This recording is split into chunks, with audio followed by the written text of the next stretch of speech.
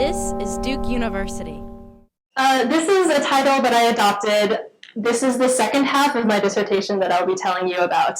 But I also wanted to turn it more into the story of how it came around, because every research talk is very highly polished, and really what's interesting, what I find interesting, is the story of the people who made it happen. So there are going to be shout outs to people during this talk, and also I want to say, if at any point you guys don't understand a term or concept, please just stop and ask me to explain. I think it's a cruel irony that the people who are most specialized are the least qualified to say things clearly. So please just stop, and I've built in some mini lessons, and if this is totally known to you because you are in biology, I ask your forgiveness. Okay, so let us get started. As I said, this is normally what you will see at a seminar. This is actually an algorithm that my friend Abhijit told me about, and he credits it to Richard Feynman, the physicist.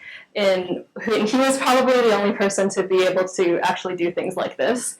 But in the interest of honesty, I think this is more the outline that I want to talk about. This is pretty much what happened from 2009 onward. Okay, so starting with the people who I sought help with. I'll be talking to you about how I came up with this project idea and how I picked the brains of half the biology department.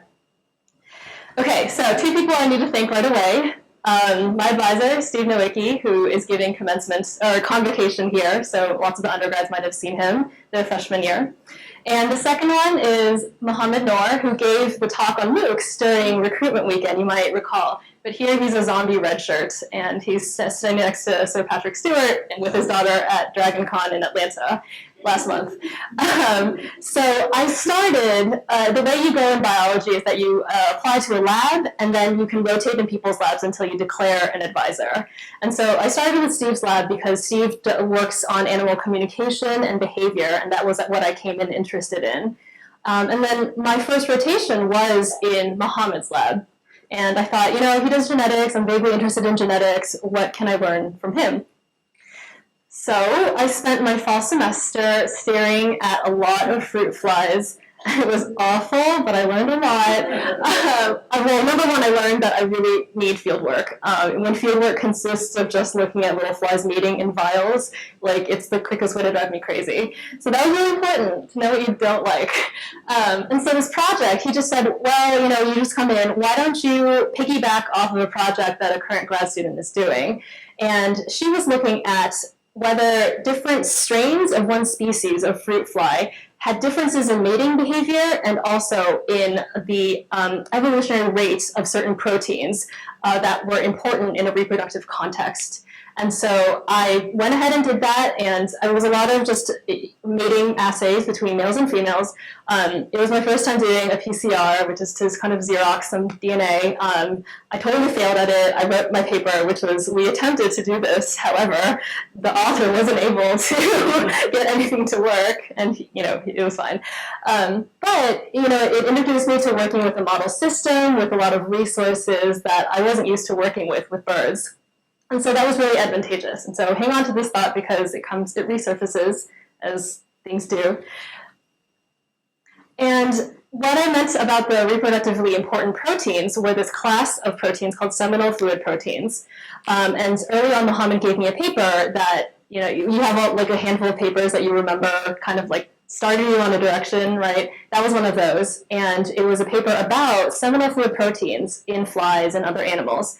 And what these proteins are a class of about 80 proteins in Drosophila, at least, and they're transferred to the female during copulation.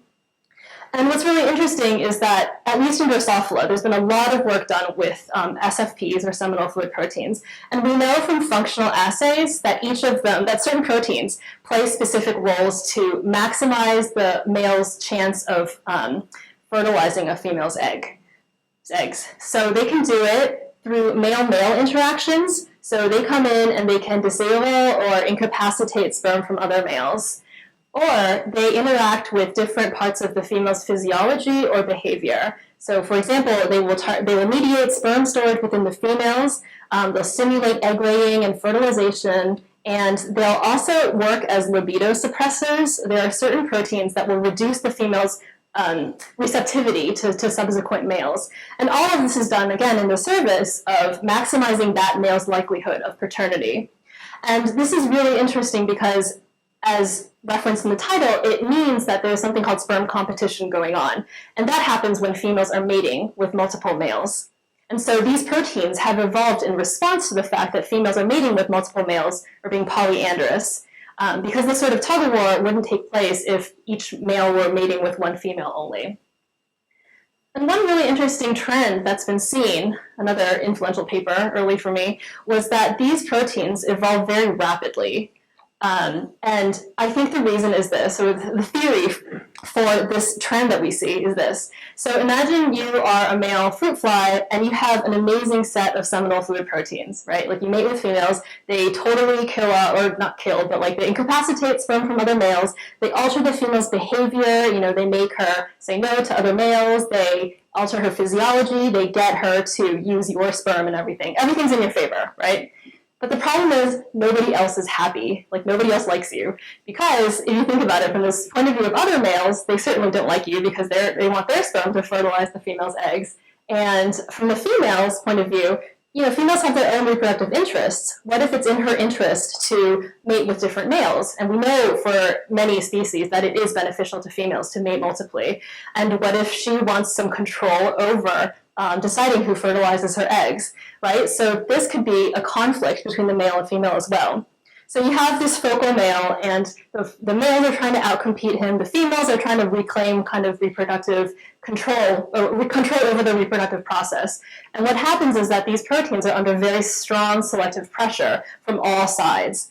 And so you can see that there might be this tug of war or this arms race where initially a male's seminal fluid proteins might confer this huge advantage.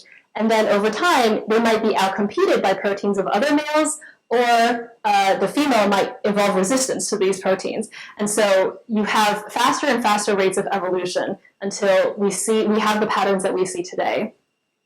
And we don't see this. The important thing is that you don't see this kind of very fast evolution in proteins that don't fall under this reproductive context. And so that's the interesting thing. Compared with non-reproductive proteins, these guys are evolving very quickly. So I want to take a really quick step back and say what I mean by rapid evolution, because that's kind of this catch-all term for a lot of different tests that we can do. So very quickly, for people who don't think about this on a daily basis, I want to remind you guys that the central dogma set by Francis Watson and Crick is that DNA is transcribed to RNA, which is translated to protein. So all of our cells have DNA, and this is sort of the blueprint of all of the genes and other elements in that coda make us who we are. RNA is the intermediate step that takes coding DNA and translates it into amino acids, which are used to build proteins. And so when I talk about proteins, I also mean the genes that encode those proteins. So when I say rapid evolution, that means that we see a lot of changes in the DNA that have downstream effects on the actual protein products. And what's really exciting, the reason we can answer a lot of these questions, is that we have the technology to do large-scale next-gen sequencing projects that will give us information like the genome, like all of the DNA.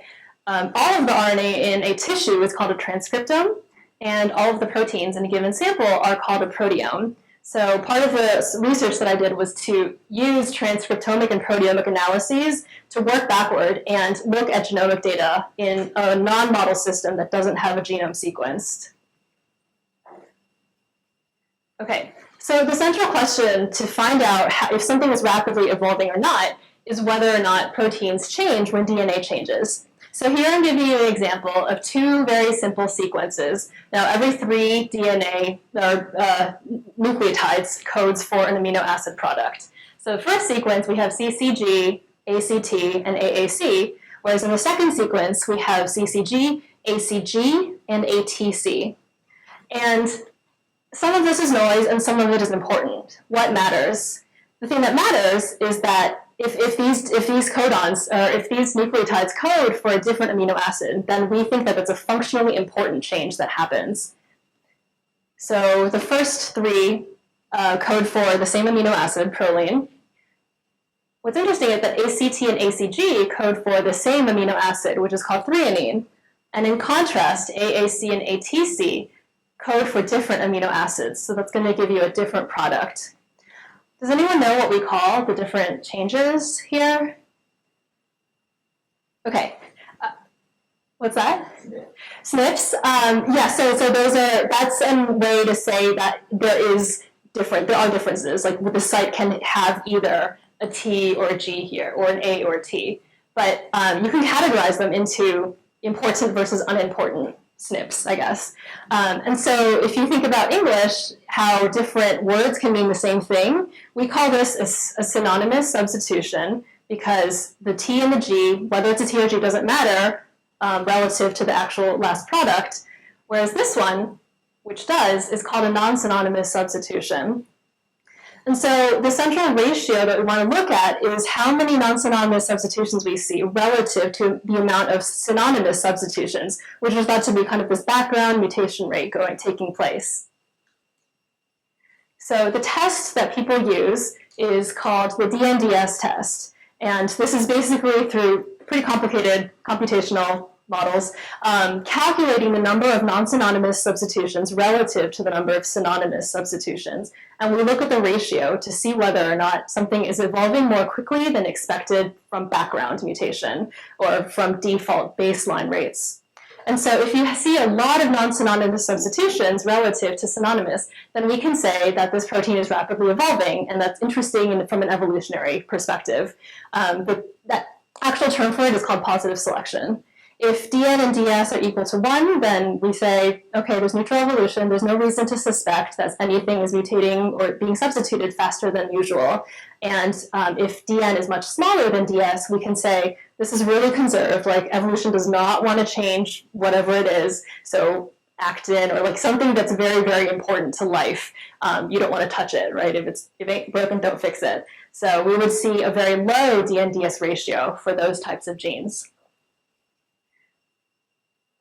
Okay, so back to the seminal fluid proteins. Once I learned about the DNDS test, I started reading about what makes these guys evolve rapidly. And I've already told you some of the reasons for this funny evolutionary tug-of-war between males, other males, and females.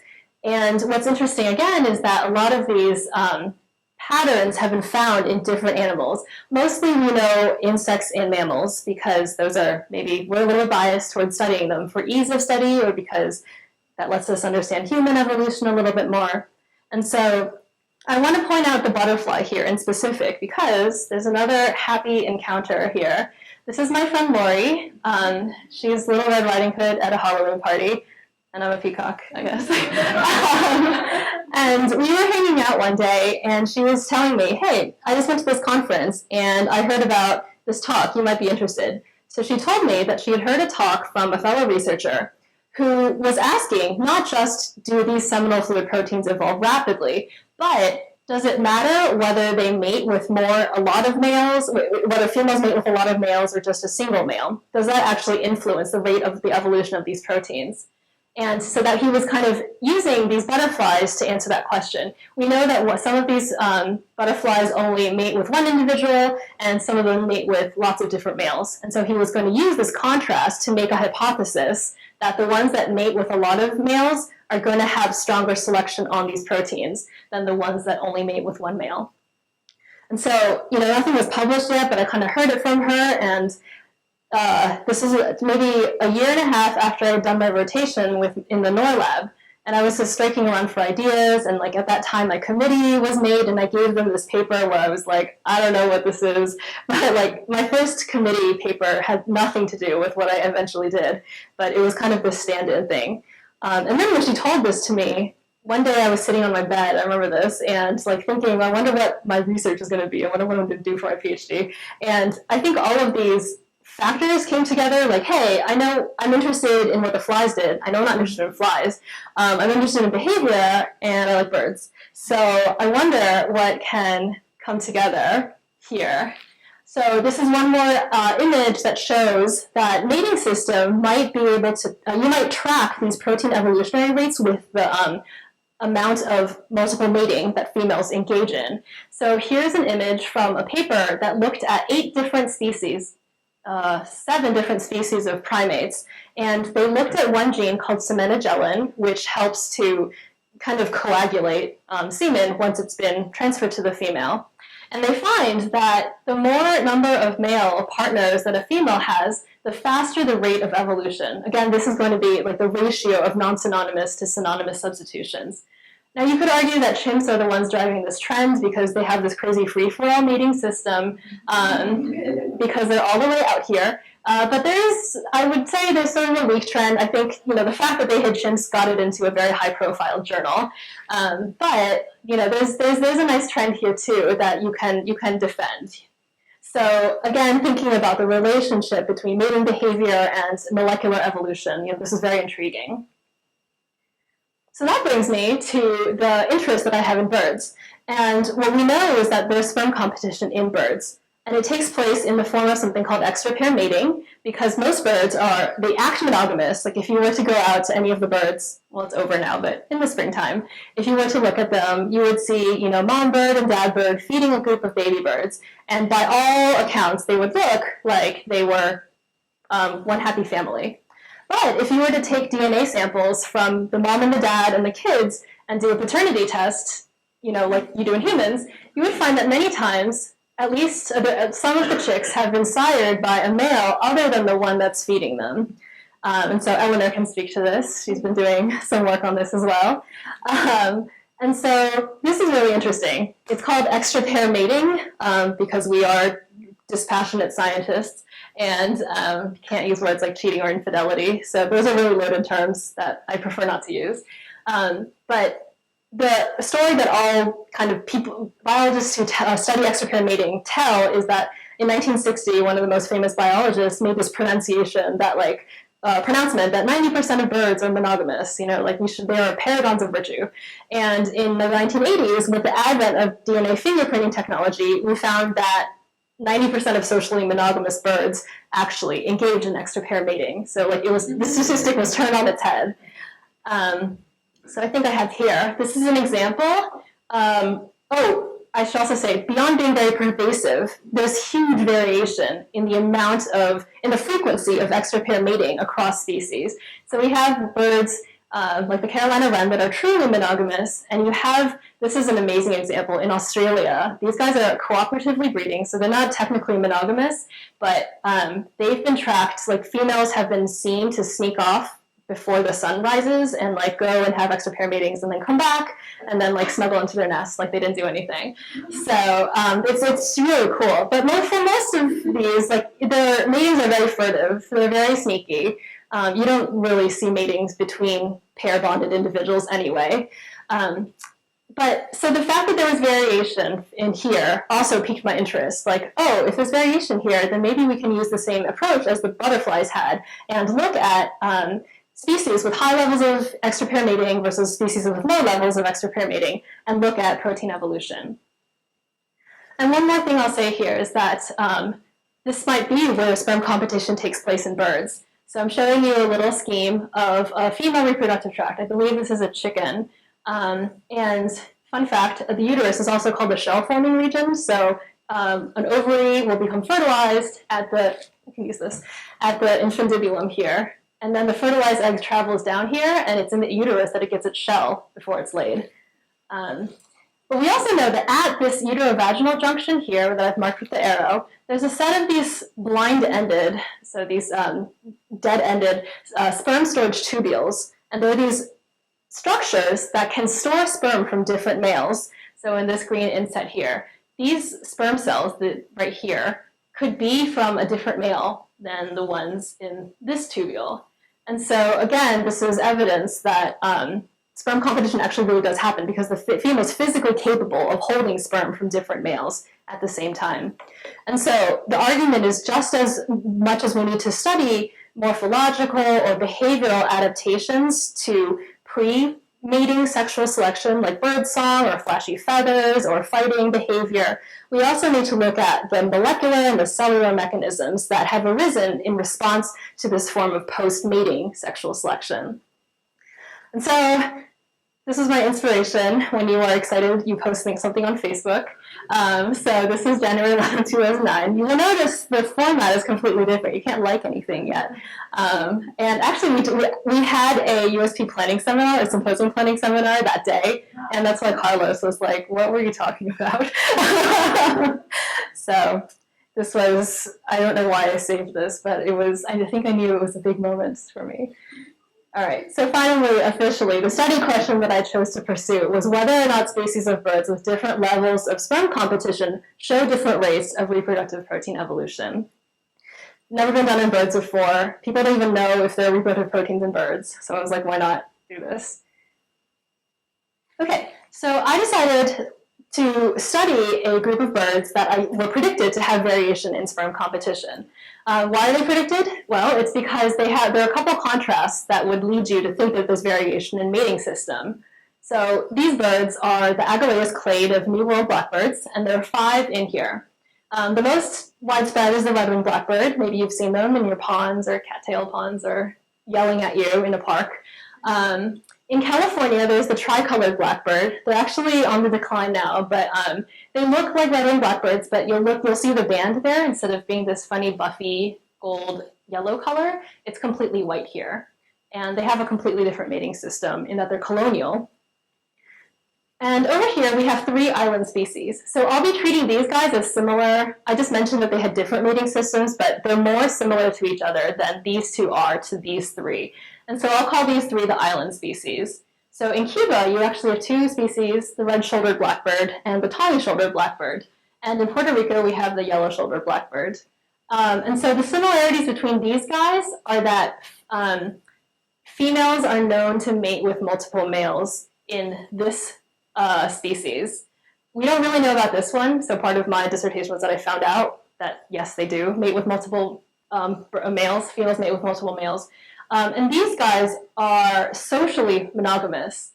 Let me back up one sec. Socially, these guys, males have harems of females, so like the male will have a territory, and then there'll be like 1, 2, 3, or 4 females on their territory. So socially, if you were just to watch them, you'd be like, oh, these females are associating with this one single male. And in contrast, there's only 1 male, 1 female pairing here. And so I thought, well, you need to actually go and do this DNA sampling to find out how much cheating is going on. But from the outset, maybe I can predict that these guys are going to be similar and these guys are going to be different here. Okay, so this was my plan that came out. And again, I'm pronouncing a very smooth picture, but for ease of efficiency, I guess, this is what I ended up doing. Okay, so the first step was to do field work, and as Tori mentioned, this meant going to all those populations to sample them, or as many as I could.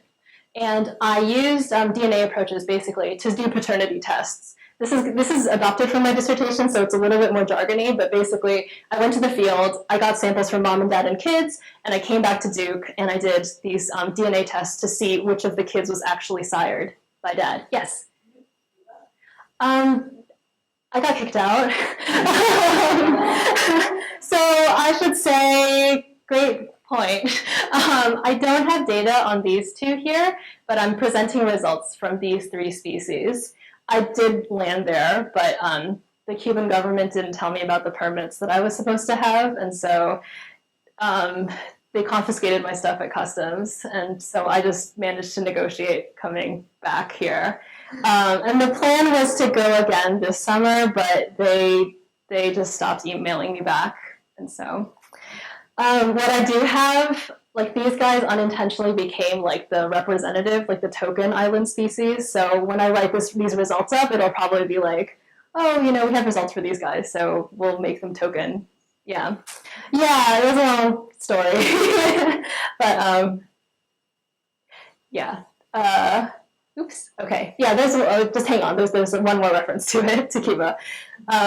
Okay. So this was the just actual data measurement of seeing how much sperm competition was going on.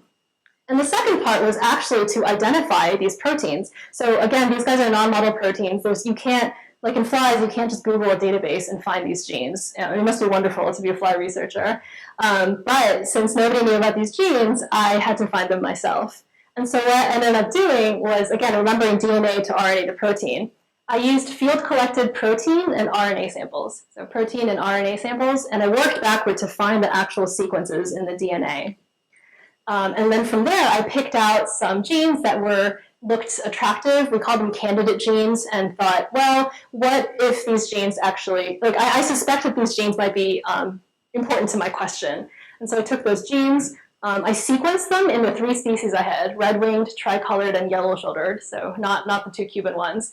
I sequenced them, and then I did those DNDS tests that I told you about to see whether or not they were different across species and whether they were evolving more quickly in control proteins. Okay, that was a lot of information. Does anyone have questions? Clarity? Okay, all right, let's get started with the fieldwork, which is my favorite part. This is red-winged blackbird shots. So this is the male, and you'll notice the male looks very different from the female. This is the most misidentified bird in North America. Everybody thinks it's a sparrow, but it's not. What you can tell, it's much, much bigger than a sparrow, and if you look at the beak, it's way sharper. Like sparrows have little conical bills for seed smashing, and these guys are mostly insect eaters.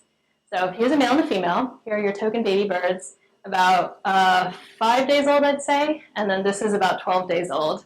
So the female incubates the eggs for about 12 days, and then they grow for about 12 days, and then they fledge. They're just out of the nest. They're really, really fast. Like these guys have feathers already, and they all look like juveniles all look like females, and then after 1 year they molt, and the males will become this glossy black color here. I did. Oh yes. So what you have to do is you catch them with traps or with nets, and to tell them apart, you can give them bands. So, okay, and what I always did was I made little words out of the color bands. So this is yellow, orange, and white. So that's Yao, because he must have been hard to catch. This one is green, aqua green. So, oh, she was Gaga. Just so I can remember who's who on which territory. But it's really easy because they always stay on their territory, and so they don't really move anyway. Okay, yes. So I should also say how we conduct paternity tests. When I say this, like when Jerry Springer does it, what is actually happening, right? So what you see here is you get basically DNA fingerprints. They're called genotypes of the female and the male, and you compare them to the chicks, and you look at whether there are mismatches, mostly between the male and the chick. So here I've divided the screen into 2 different loci, or 2 different fingerprints here. So remember that we can either have 1 or 2 of these. We get these from our parents. And so this female here has just a fingerprint at this number 123 and a fingerprint at 138. And the male has a fingerprint at 123 and a fingerprint at 128.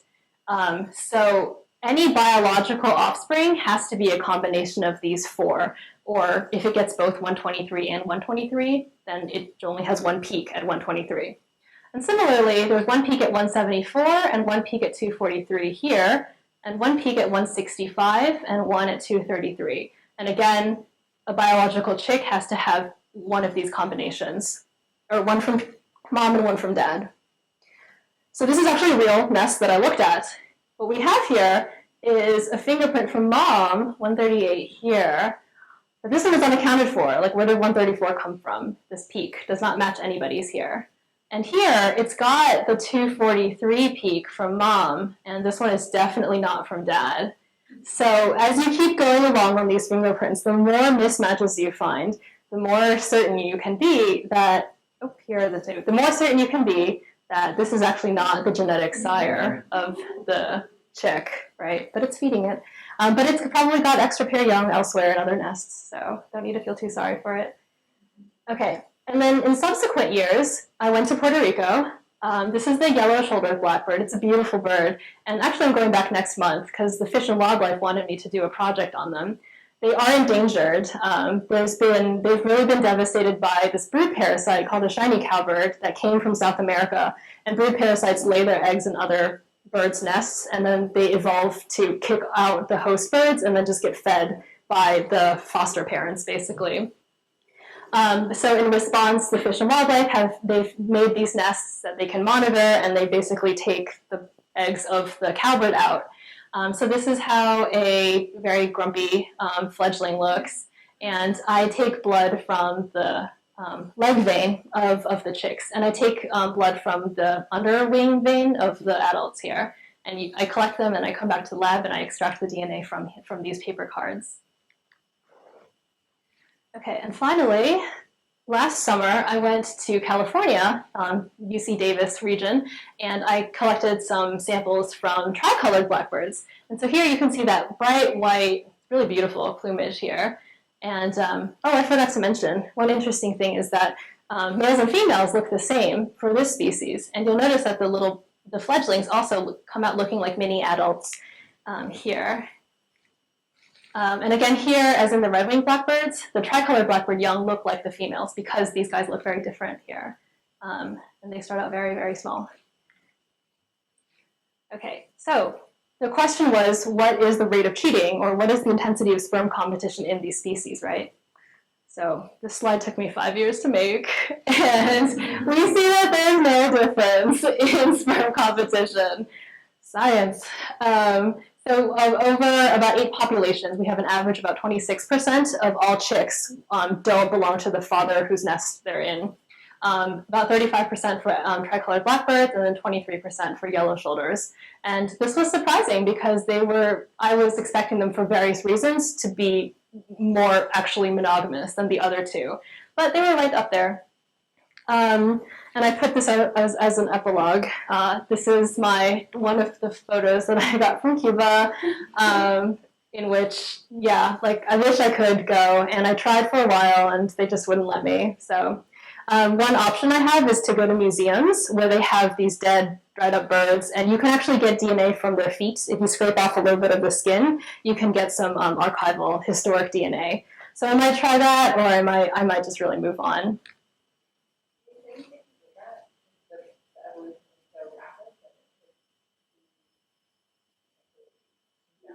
Yeah, that's a really good question. I think in a few generations, we wouldn't expect it. These guys were collected in 1950s or so, and so that was definitely a concern I had. But I think it takes more than that to fix these, because you have to have these changes occur over and over again and then become fixed. So much so, yeah.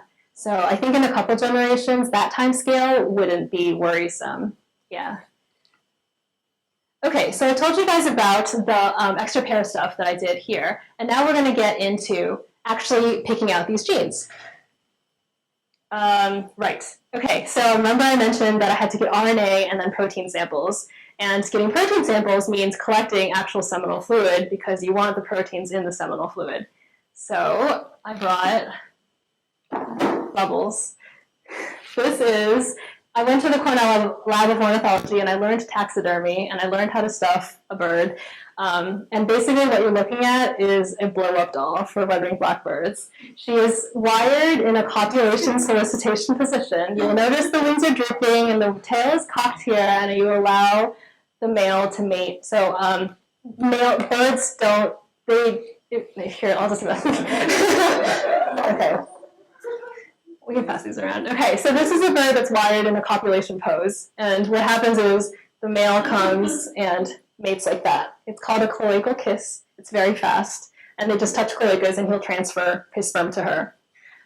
Here, we can pass these around. Just be very careful because they're literally irreplaceable. So you can pet them. They're very soft, actually. So, all right. So what I did was to post this, or pose it, and I waited for males to come and mate with this female. And then I would collect the seminal fluid that was left. So let me show you a video of how bird mating looks.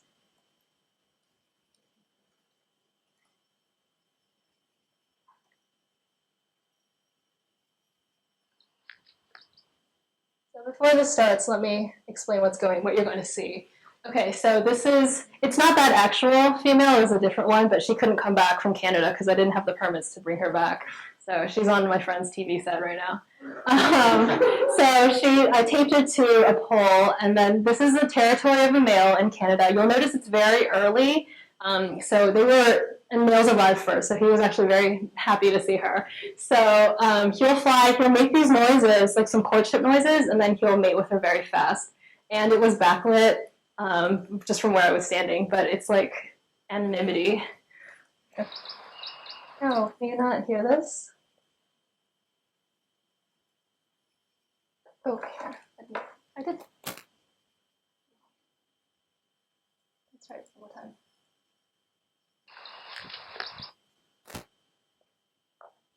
Here, I'll play it from my computer.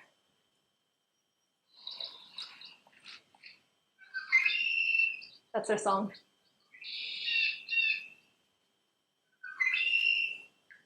The end.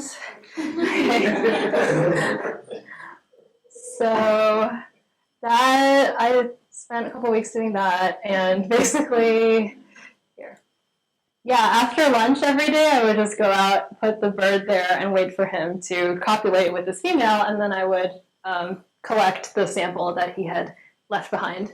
So asterisk, like, yes. No, apparently I've done a really good job making this fake female. Birds can be simulated to respond to a bunch, or animals, of fake stimuli. Like you can do playbacks, like you can play a song in the, off a recorder, and they'll be like, "Where is that? Where's that bird?" Because I guess they didn't evolve to have to deal with dead fake birds. So their whole song was like, "Oh, this is a real female, and she's looking very receptive, so I'll mate with her." So, yes. Tragically, I should add another hiccup. These samples that I got were all lost in transit, so that sucks. And my advisor, Steve, actually managed to get one sample for me from Pennsylvania using that female right there. So she's a very special bird. Okay, so once I got these samples, now we're going to go into back into the lab. I spun down the seminal fluid because I didn't want actual sperm. Sperm forms a pellet at the bottom, and I wanted everything in the fluid. So I went to the Duke proteomics facility, and they used a technique called mass spectrometry to, first they ran down the protein sample on a gel. So what I'm showing you here is, these are markers for different weights. So if anyone has done PCR or any gel running, can you guys tell me which one, well, the numbers are right here, which one is the heavy end? Like if the gel was started from here, where are the tiny proteins and where are the big fat proteins? Tiny ones are at the bottom because they can run through this matrix much faster, right? And so these are molecular weights here, or protein weights. And the big fat ones have to lumber through and they get stuck and tangled and everything. And so this is a really great way to separate your proteins in your sample by mass. So what the proteomics facility did was that they cut out these bands for me, and then they analyzed each one of these bands. Okay, so just a little thought exercise. If you're knowing the function of sperm, what kind of proteins do we expect to find in something that's very energetically demanding and that needs to survive in a hostile kind of foreign environment, and that needs these sorts of weaponry or whatever to try to get past sperm of other males?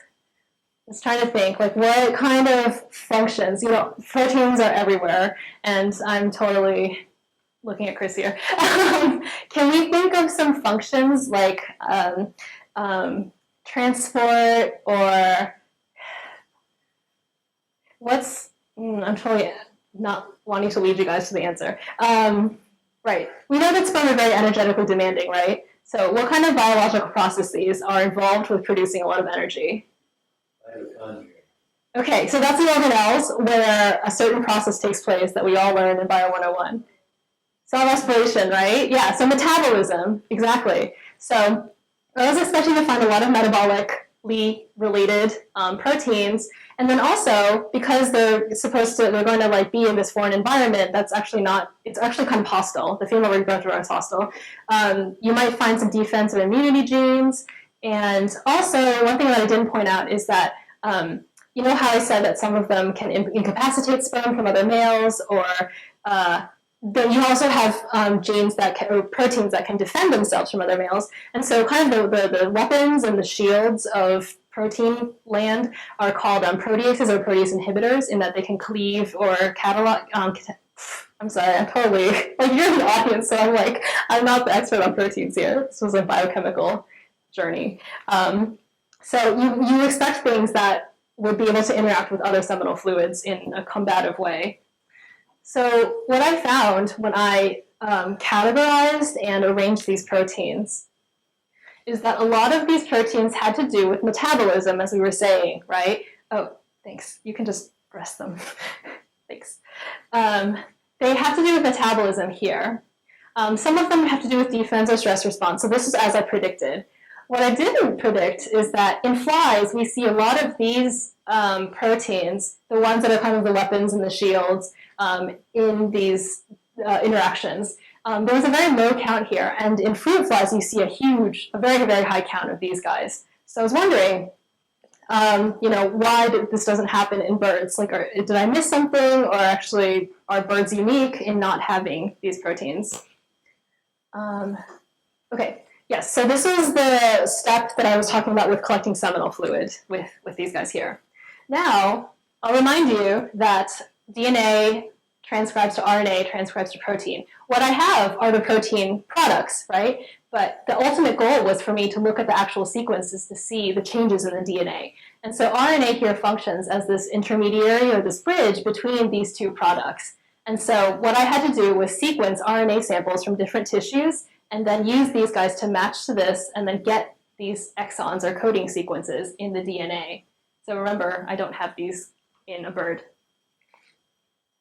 Okay, so what I did, and I'll skip over the details for this, but I sequenced the transcriptomes, or the complete RNA collections, or the dictionaries, in two reproductive tissues, which are the testes, where sperm obviously are manufactured, and the seminal glomera, which is thought to be the last kind of holding place before they're transferred to the female. And I also did heart and liver for controls to compare my profiles with. Okay.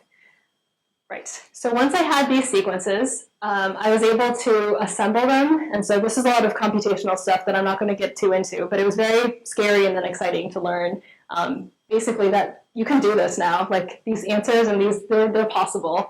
And then what I did was I matched these protein products from the seminal fluid with the RNA sequences that I generated, and I finally got the DNA sequences for the genes that encode these proteins. And once I had that, I had a really, really long list of proteins. And so I went that down one by one, and I had all these criteria for which ones I wanted to look at. I eventually settled on these 6 here.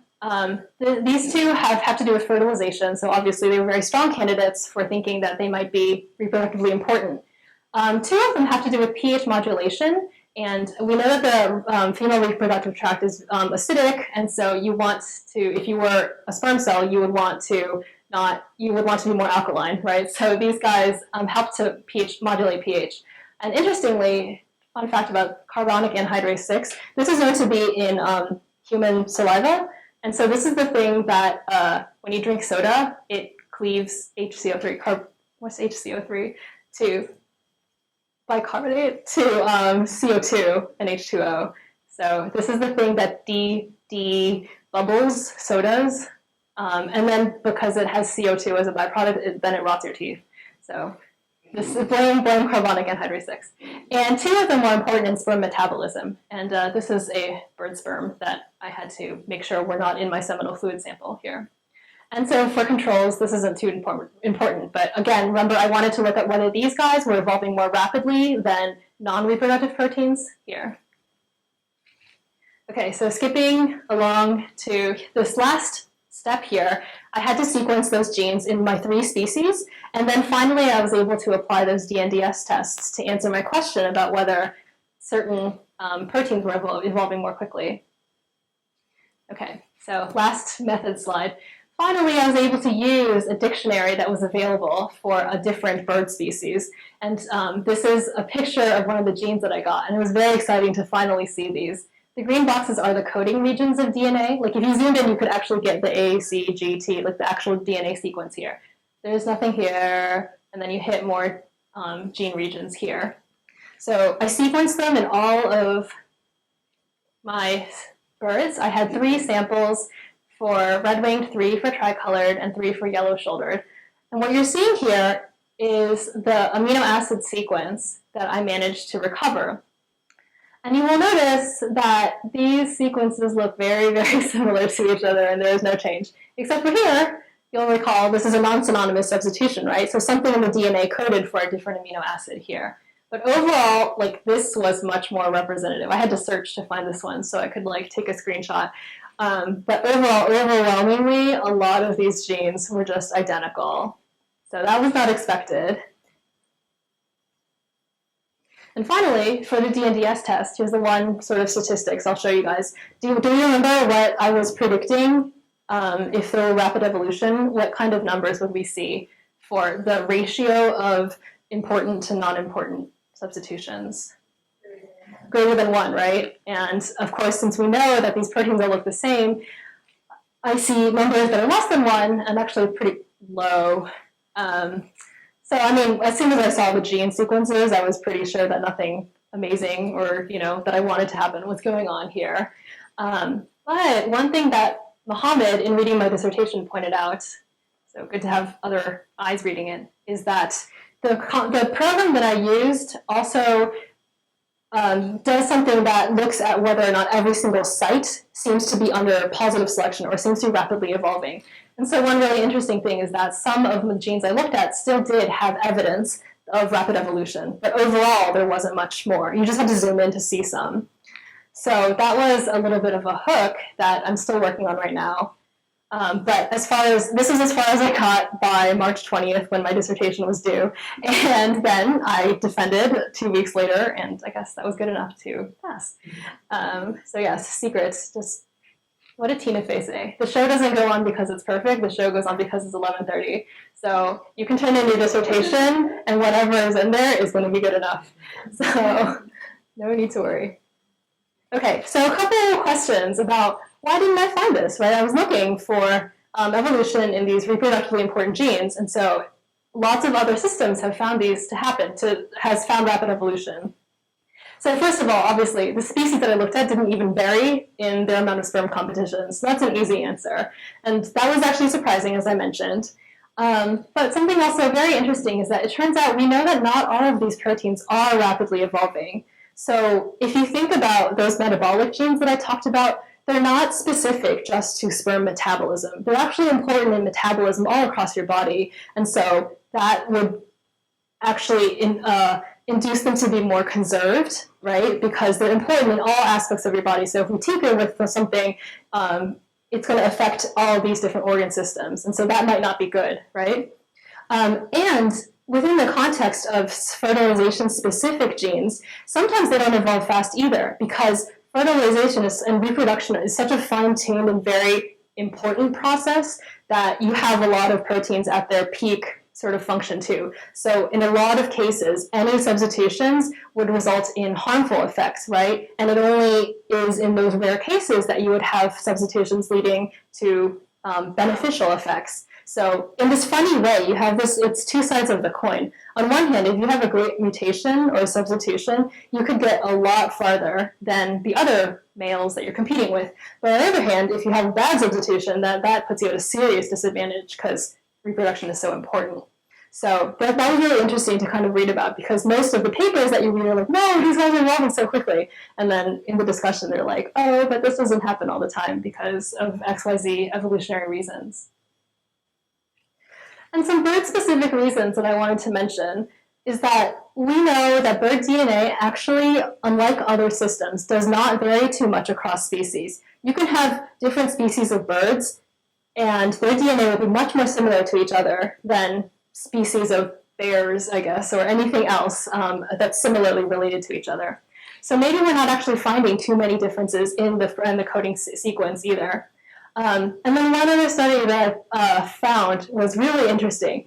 If you try to mate, or if you take the sperm from a mouse, species 1, and you try to fertilize the egg of mouse species 2, there's mechanisms that say, does not compute, right? Like it's not working. These researchers took sperm from a chicken, and they found that it was able to penetrate the outer egg layer of quail, turkey, pheasant, peacock, duck, swan, goose, dove, and zebrafinch. And you don't see that in other systems. I think the only ones that they couldn't penetrate very well were bald eagle and penguin, because those are like very, very far away. But we're talking some good evolutionary distance between chicken and dove here. Like these guys are fairly similar, but the ducks and geese and swans are in a different family from chickens already, so that's already some distance. So something might be going on in birds that's different from what we see in other systems. So part of what I'm doing for postdoc work is to reanalyze some of these things for publication. So my committee said, oh, half of this is ready, and then the other half you might want to do some more. So I did some more, and I just found 12,000 more genes that I have to look at. We'll see. Like that will be interesting to see.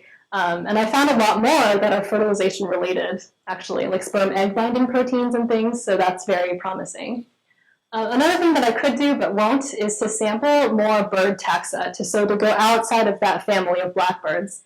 But to do that already means that birds have different patterns from insects and mammals, where we see these patterns in closely related species. Is that it? Okay, yes. So just in summary, I cataloged the first list of these songbird seminal fluid proteins, which is very cool to be able to say.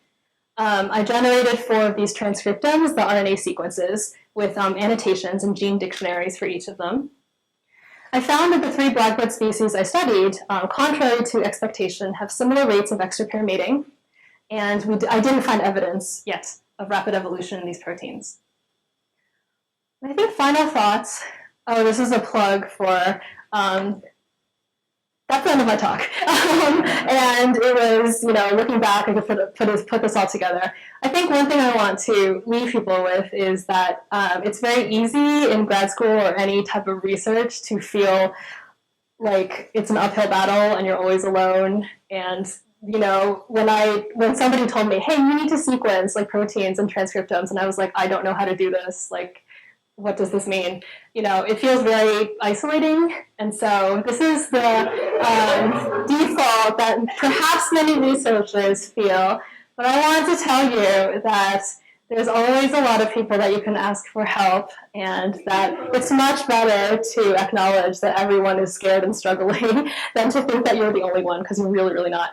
And my favorite post-secret is this, because it's very easy to feel intimidated by faculty who seem to have it all together, and especially in the fields where we have to write grants, you have to be like, yes, I am in control of everything, and I know what I'm going to be doing in 5 years, which is false for everybody. So, in putting together this talk and the dissertation talk, it's always like, oh, look, I just skated through, and it totally wasn't that. So.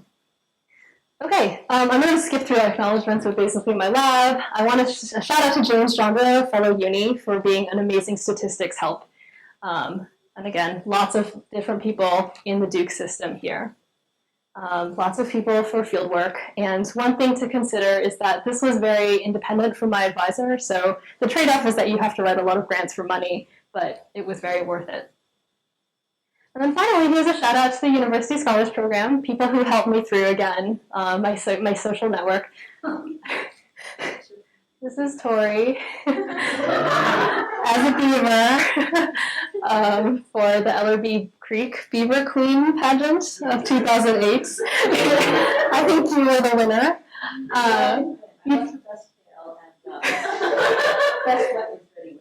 Best wet, well, because you had waders on, right? Yes. Okay. This is Carlos, who just left us. This is Sam, who's over there.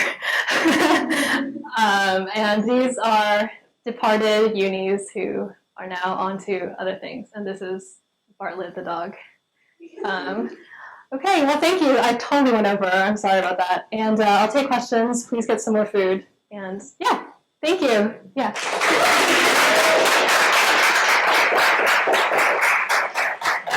Yes. So are there theories for why there's less variation on bird species in DNA overall?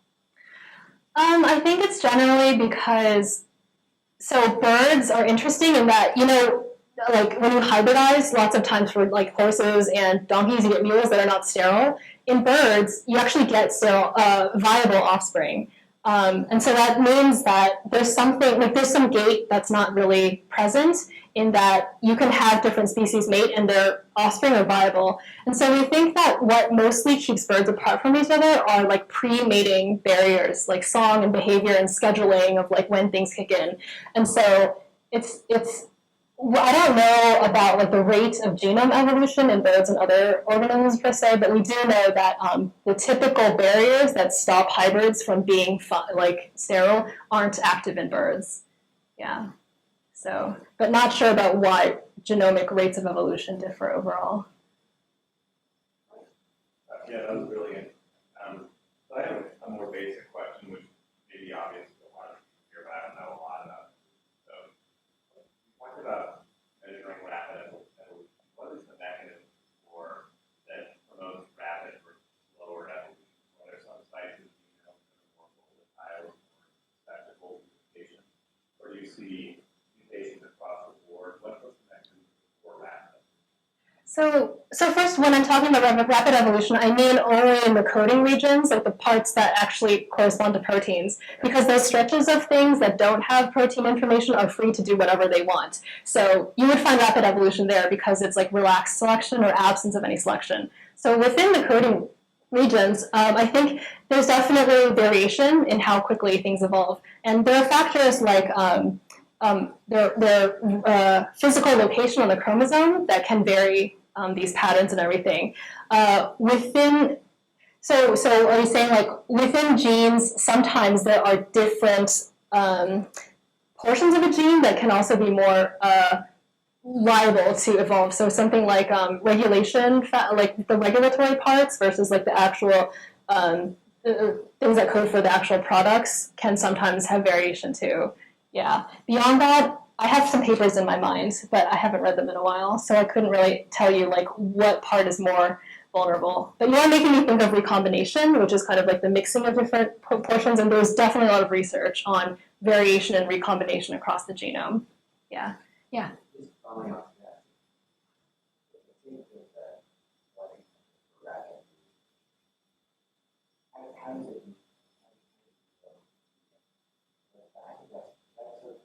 Yeah, that's like how does it know the mechanism that says, okay, feedback mechanism, like, okay, rapid evolution is adding these here, so something to change in order to make it all rapid.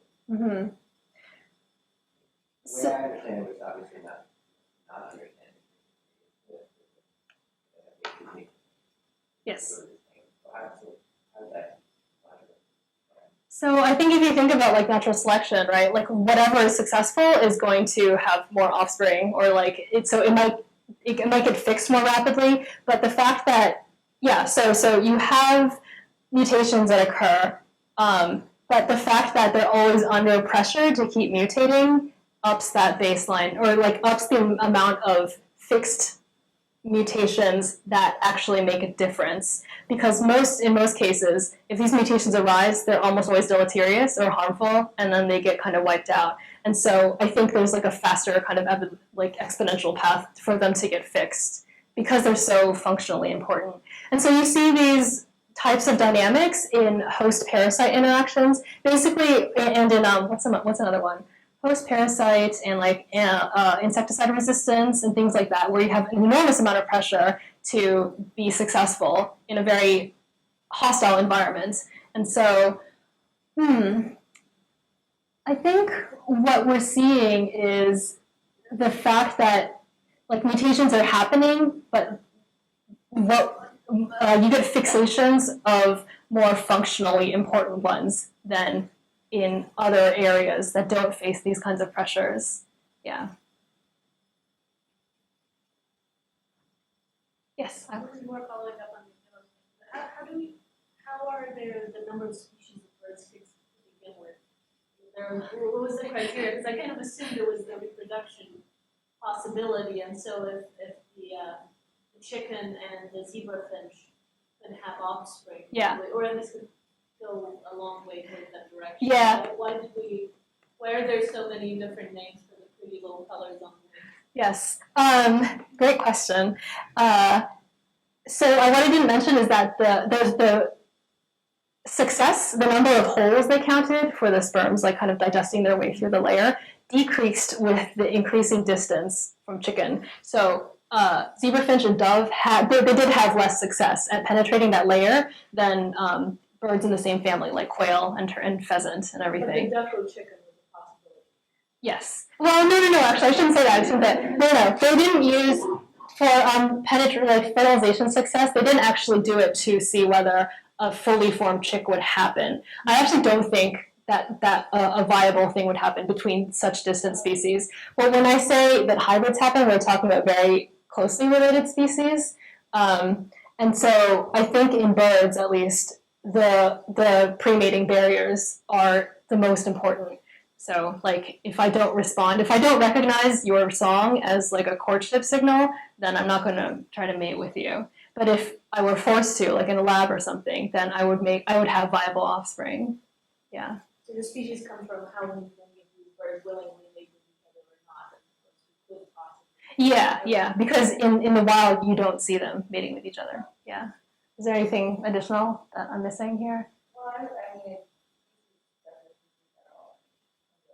Porous. Yeah. it's a pretty interesting question. Could you just define everything on Earth as kind of fluid, like one species with all? Yeah. It's really Yeah. I mean, my Bio 101 TA asked, like, why are there field guides? You know, like, why? You open one and you're like, oh, officially there's an American robin, and then there's a mountain bluebird, an eastern bluebird, and a western bluebird. You know, what makes them? And, like, these species lists get revised all the time. Sometimes there's, like, a hybrid complex, and they're like, okay, officially, let's call them two different species. And then birdwatchers are like, yay, I can add to my list, you know. Or sometimes they're like, actually, they were totally fine, and we'll put them together. The fuzziest are when, like, you see some, like, maybe they're spread over a wide geographic range, and, like, are these two different species now? Or, you know, but if you brought them together, would they mate with each other? And in birds, like, maybe the answer is yes, they would. So, like, what constitutes a species? And as Ella was saying, like, that's a huge question. People have different operational definitions. Yeah. Yes? Just out of curiosity, is chicken rare ability for a lot? I don't know. That's a really good question. I mean, I don't know that many studies similar to this have been conducted. I suspect it was picked just because it's like one of the model species that we have in birds. You have agriculturally important birds like chicken and turkey, and so those genomes have been sequenced. And really the only songbird that has been sequenced is this one and like Darwin's finch. So I think it was just for convenience. But I don't know how representative it is. That's a good question. Yeah, Alex. Mm-hmm. The tubules, yeah. Yeah. How long do those hang out there? Is there any way that the female can come out of the tubules, stay there and die there? Yeah. Great question. I was actually reading up on this when you started asking me. So we know that they're viable for more than maybe like, they have to be viable for a couple of days because female birds lay one egg a day.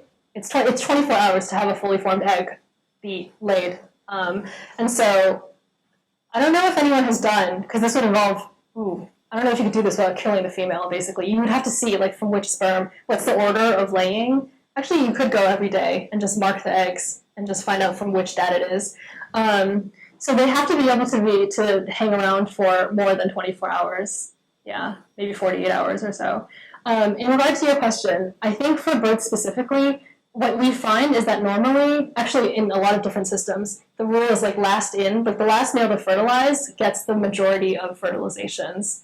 And we think that in birds, it's a model of passive sperm loss. So the first one that comes in like just kind of leaks out. And then, so by day 2, it's got a lower amount than when male number 2 comes in and fertilizes. And so it just has a numbers advantage there. But I think in at least a couple systems, in certain species of insects, they have found that females are able to dynamically control, and like that's the really interesting thing. So there are lots of talks about like who's in control of this process. Yeah. Yeah, Chris. I had known that sperm cells were lifelong organelles and cellular content. Mm-hmm. I had not known that they had essentially transferred at all the cellular functions to outside the cell. And that's really the music. I mean, I think, so yeah, sperm, I don't know that that was like a cause and effect statement, like they must be compact, therefore we will outsource like our proteins. Well, it seems like they could go faster if they have less stuff inside.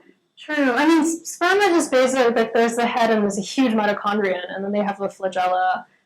So a lot of the proteins, like I should qualify this. Like, I don't know sperm proteins very well because I spun the sperm out. So most of what I was looking at was seminal fluid. So if there was sperm stuff, that was actually contamination. So I don't know what the ratio of like protein richness or diversity is in seminal fluid versus sperm. I didn't look at that. But definitely I know the lab that would know, like they study the sperm themselves and not the surrounding, matrix. But a whole bunch of the metabolic stuff. No, because the sperm have the mitochondria built in there, so they're just like driven like engines too. So there's definitely a lot of the metabolic stuff outside too. I just don't want to say that there's more or less in one context than the other. Wouldn't it kind of make sense if it was more with the seminal fluid and do with the environment of the sperm going into rather than like the size of the sperm? You know, it's like broadcast spawners and like That's true. and they don't come with any seminal fluid. Because they're just like Yeah. sperm out of the water. Yeah. So I wonder like if they're just I don't know about our own size, but then their own environment. Yeah. And then they navigate themselves too. So they definitely have to have their own like jetpack, and then like whatever is around. Like seminal fluid, we think like basically it nourishes and protects and like kind of guides sperm. If we have time, which it looks like we do, I would love to show a short video that won the science like video competition. You guys can leave if you need to, but it's this amazingly animated thing about like what happens actually during fertilization. And so some of the stuff like they're navigating, and then the seminal fluid proteins are kind of propelling them and like defending and like attacking and everything. So yeah. On that note, how do the seminal fluid proteins have some sort of self versus other? That is a great question. Yes, they do. There's this amazing study from like this lab that I kind of want to work at Harvard, Hopi Hoekster's lab, and this postdoc published this amazing paper, very simple, very elegant. Sorry, I should actually tell you what the experiment is. So she basically made sperm from mouse number 1 green, like with fluorescent green protein. Mouse number 2 was red protein, inseminated a female and saw what happened. And what you see is that the green ones clump together, like there's little phalanx, and then like the red ones clump together, and there's some recognition stuff going on.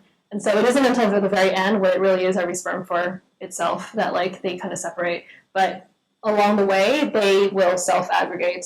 And she just had another paper come out that finds out what the optimal number is. Like 2 and 3 is too few, 9 is too many, and it was like 5 or 6 is just right, of like sperm traveling together.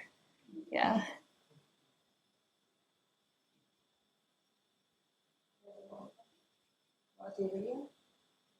It's really, really good. I really like this.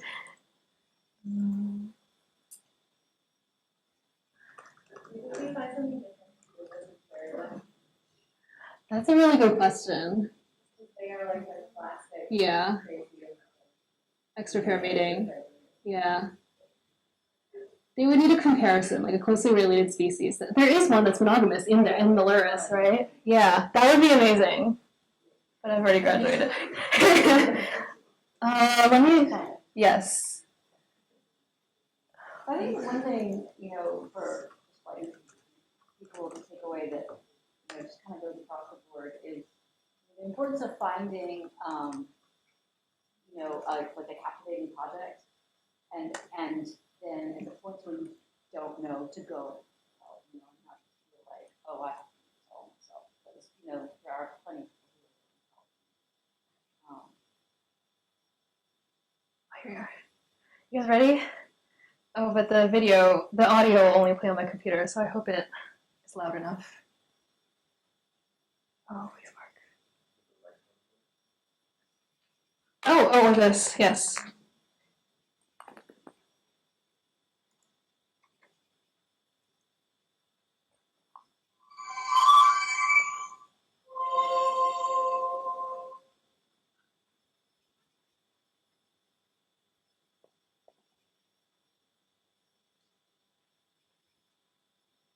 So this is kind of an idea of like conflict and cooperation too. Fertilization is the epic story of a single sperm facing incredible odds to unite with an egg and form a new human life. It is the story of all of us.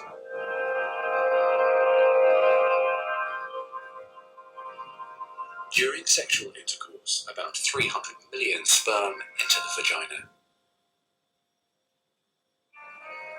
Soon afterward, millions of them will either flow out of the vagina or die in its acidic environment. However, many survive because of the protective elements provided in the fluid surrounding them. Next, the sperm must pass through the cervix, an opening into the uterus. Usually, it remains tightly closed, but here the cervix is open for a few days while the woman ovulates. The sperm swim through the cervical mucus, which is thinned to a more watery consistency for easier passage. Once inside the cervix, the sperm continues swimming toward the uterus, though millions will die trying to make it through the mucus. Some sperm remain behind, caught in the folds of the cervix, but they may later continue the journey as a backup to the first group. Inside the uterus, muscular uterine contractions assist the sperm on their journey toward the egg. However, resident cells from the woman's immune system, mistaking the sperm for foreign invaders, destroy thousands more.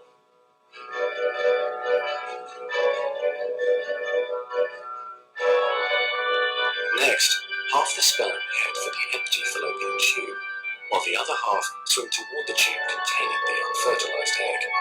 Now, only a few thousand remain. Inside the fallopian tube, tiny cilia push the egg toward the uterus. To continue, the sperm must surge against this motion to reach the egg. Some sperm get trapped in the cilia and die.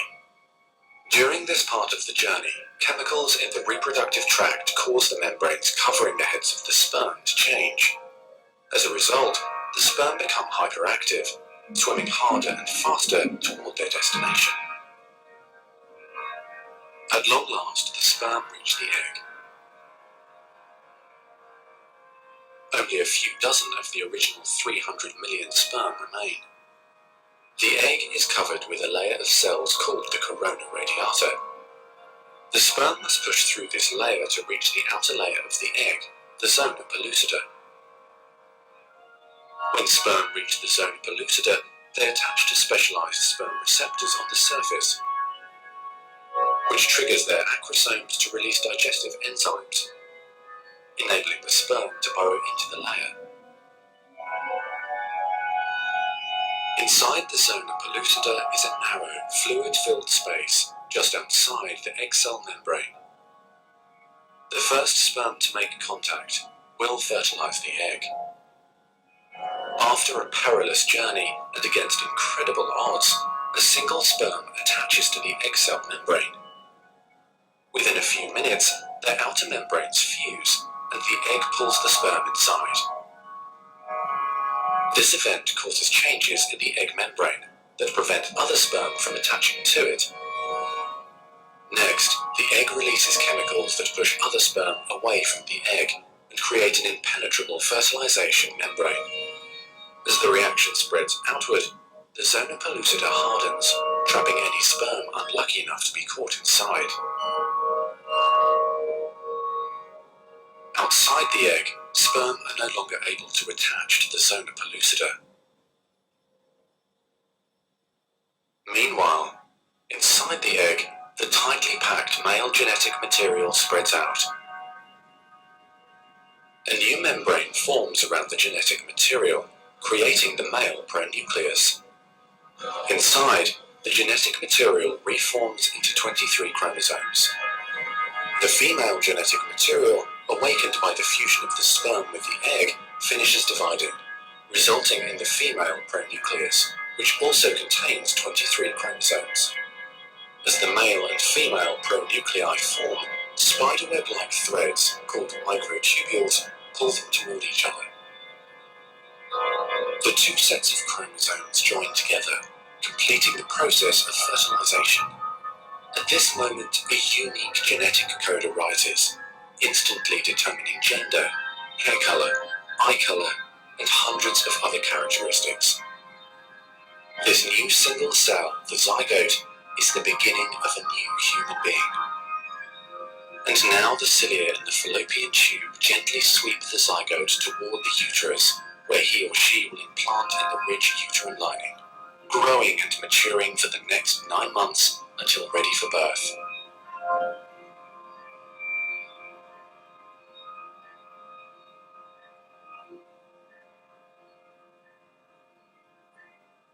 You guys are 1 in 300 million. How long does it take between fertilization and birth? Blackbirds. I mean, there's no gestation because they're external. Yeah. Huh. I don't know. I would think it's quick because the sperm also have a lifespan. So, yeah, I don't. You'd have to ask someone who looked at the behavior, like the copulation, because I almost never saw copulation happen. So, do you know the answer? Like, just time since actual, intercourse and then fertilization. I don't know. Somebody does know. Yeah. And another time question. Yeah. How long did it take you to sequence? How long did it take me to sequence?